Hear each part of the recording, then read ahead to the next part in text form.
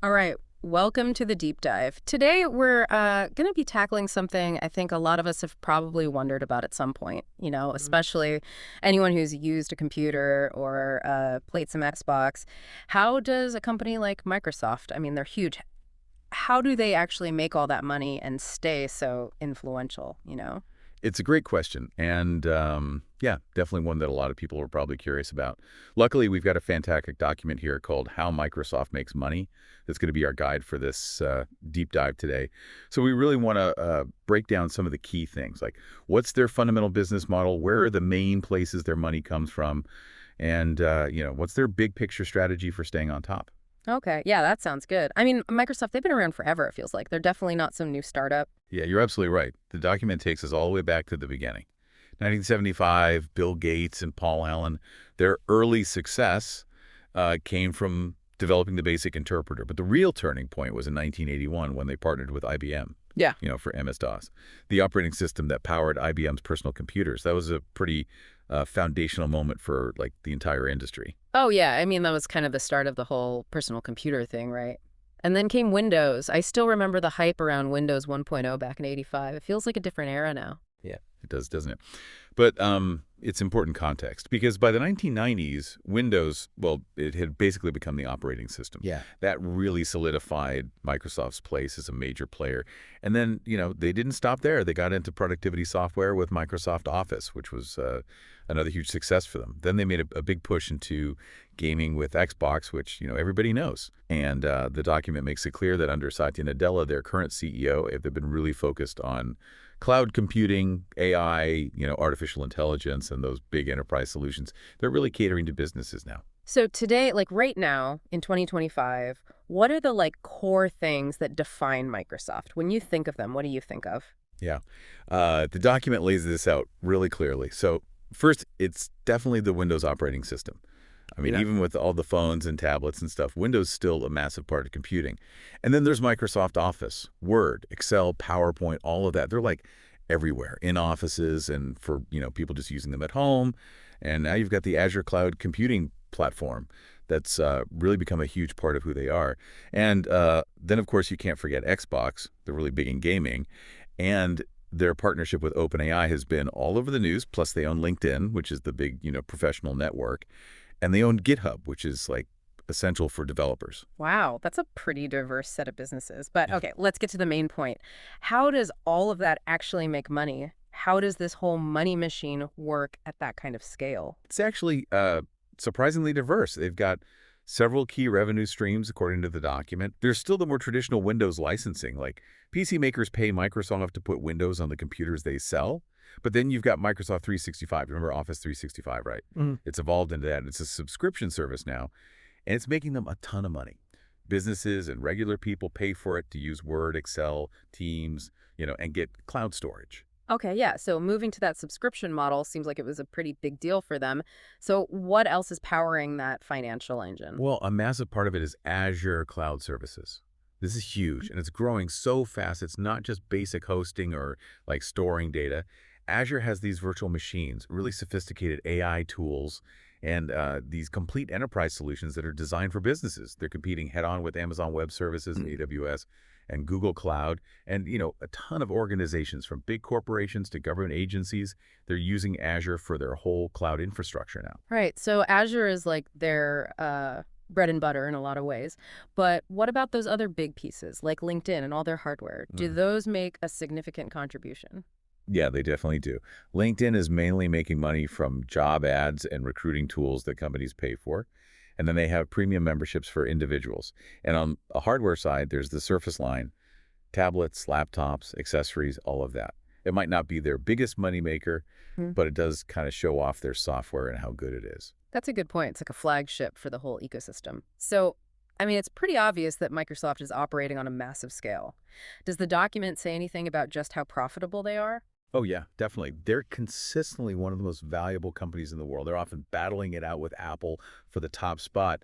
They're making well over $200 billion dollars a year in revenue, and their profit margins are incredible, over 30%.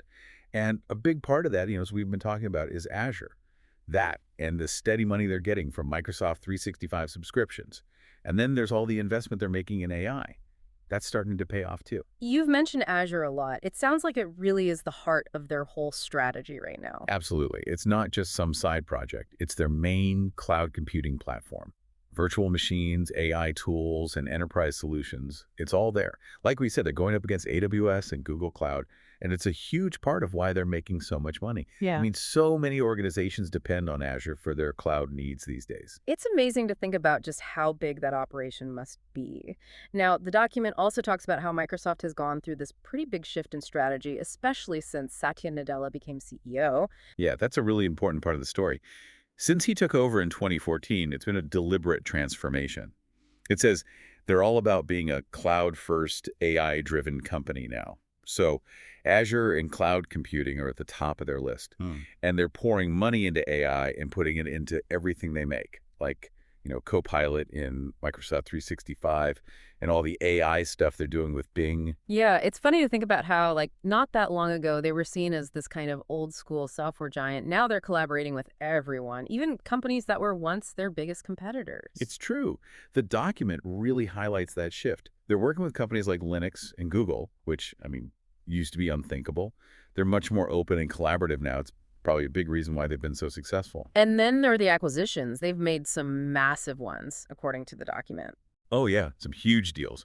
LinkedIn back in 2016, $26.2 billion. That got them right into professional networking and all those enterprise solutions. Then GitHub in 2018 for $7.5 billion. That was smart to get close to all those developers. And then the big one, Activision Blizzard, just last year, 2023, $68.7 billion. That gave them control of some of the most popular game franchises out there. Each one of those acquisitions was strategic. It gave them new markets, new technology, and tons of new users. Wow. That Activision Blizzard deal was massive. It shows how serious they are about gaming. Speaking of which, the document keeps coming back to AI. It seems like it's more than just a buzzword for them. It's absolutely central to their vision. They're betting big on AI. They see it as the future of computing. They're using it to make their products more productive, to automate tasks, and to stay ahead of the game. The partnership with OpenAI, putting ChatGPT into Bing and Office, those are prime examples. And then you have things like Copilot and Microsoft 365, which is all about helping people work better and faster. So, in a world where there's all this free software out there, how does something like Microsoft Office stay so dominant? The document touches on that, right? Yeah, it does. Microsoft Office, especially the Microsoft 365 version, is still the king of productivity suites. Even with all the free alternatives, it's still the one most people use. And it's because of a few things. It's got all these advanced features, it integrates really well with businesses, and it's got all this cloud functionality. It offers AI-powered tools, collaboration through Teams, cloud storage. It's a whole package. And speaking of another big industry, let's talk about gaming. Microsoft has been a big player there for a long time with Xbox. Where do things stand with that, especially after they bought Activision Blizzard? They're a powerhouse in gaming, that's for sure. They own Xbox, they've got all these game studios now, and their Game Pass subscription service has been a huge success. It gives you access to tons of games for a monthly fee, and they're really going all in on cloud gaming. The idea is that you'll be able to stream games to any device without needing a fancy console.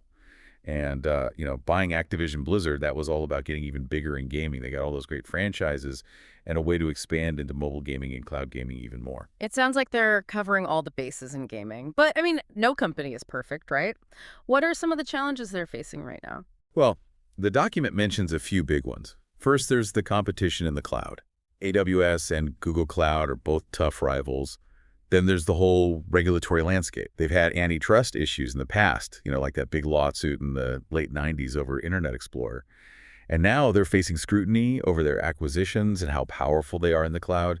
Cybersecurity is another huge concern. I mean, they're a major target for hackers. Right. And, they constantly have to innovate, especially in AI and cloud computing. If they don't, they'll fall behind. Yeah, cybersecurity is a big deal for everyone these days. How are they handling that, according to the document? They're putting a lot of resources into it. They've got things like Microsoft Defender and Sentinel, Mm-hmm. but they're realistic about it. Yeah. They know they're a prime target.